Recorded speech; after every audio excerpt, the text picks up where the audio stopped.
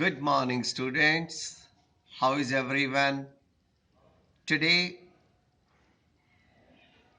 we will take up motions of the earth for class 6th. The earth is constantly in motion. It is rotating on its axis as well as revolving around the sun. The earth is always in two motions. One is the revolution and the other is the rotation on its axis. These motions account for many of the phenomena we see as normal occurrences. Day and night, changing of seasons, and different climates in different regions. The rotation of the earth, when the earth spins on its axis, the earth's axis is an imaginary line that passes through its center. Its two ends are the North Pole and the South Pole. The axis of the earth is inclined to the plane of the earth orbit at an angle of 66.5. The earth spins on its axis. It spins from west to east like this. It takes 23 hours 56 minutes to complete one full turn. This rotation results in day and night when an area is facing the sun. When one of the hemispheres is facing the sun, it is daytime, and when an area facing the that is not facing the sun, that is the night time.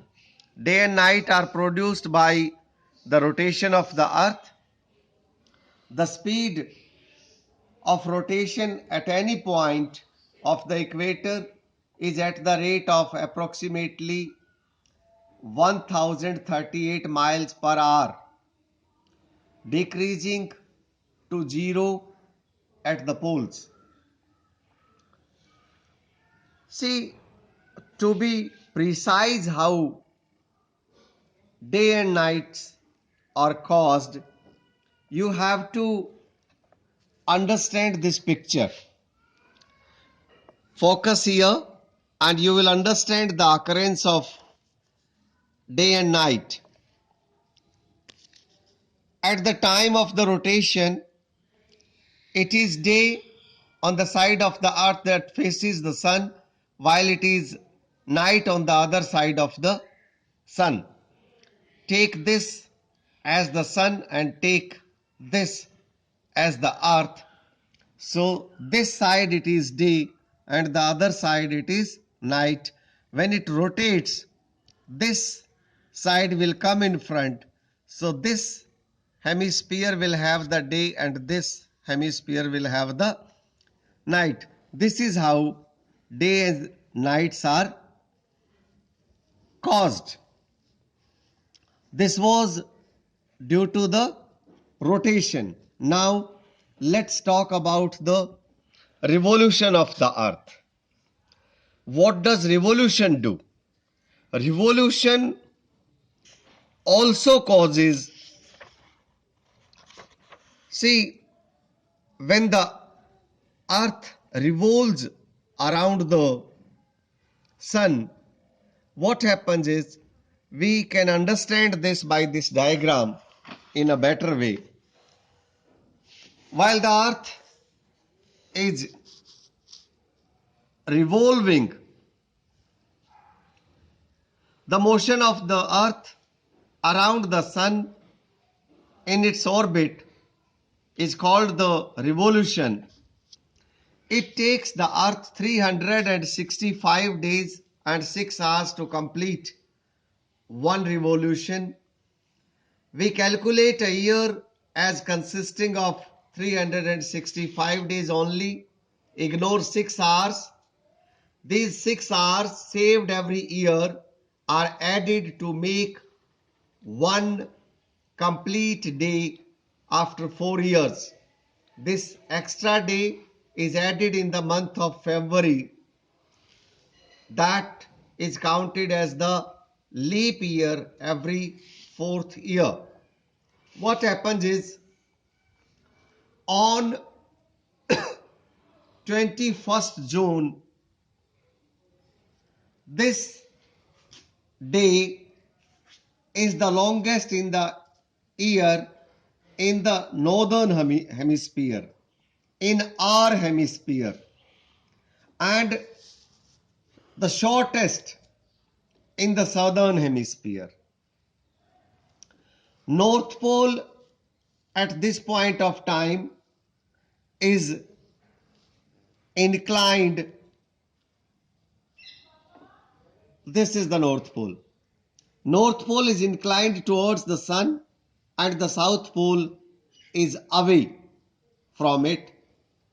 The sun rays fall directly on the Tropic of Cancer,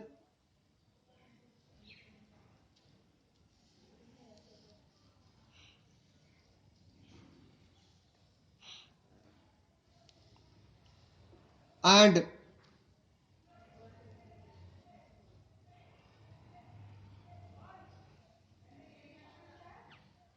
June 21st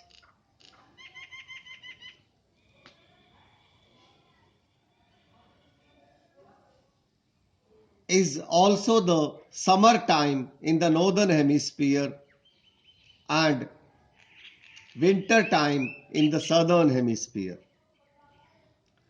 The days are longer and nights are shorter in the northern hemisphere, and this position of the earth, this is the position.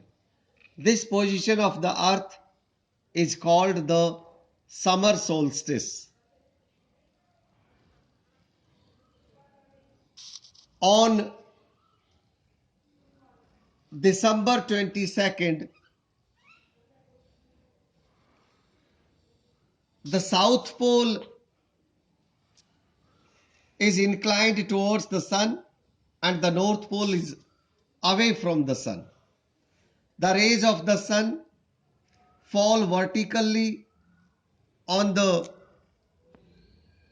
Tropic of Capricorn, and as a result of that, the days are long and hot there in the southern hemisphere, and it is summer in the southern hemisphere when the sun shines vertically on the Tropic of Capricorn. It is called winter solstice. When the sun shines directly in the southern hemisphere on the Tropic of Capricorn, it is winter solstice. So 22nd December is the time for the winter solstice, and when the sun shines directly on the Tropic of Cancer, that is the summer solstice. Summer solstice, winter solstice. On 23rd September,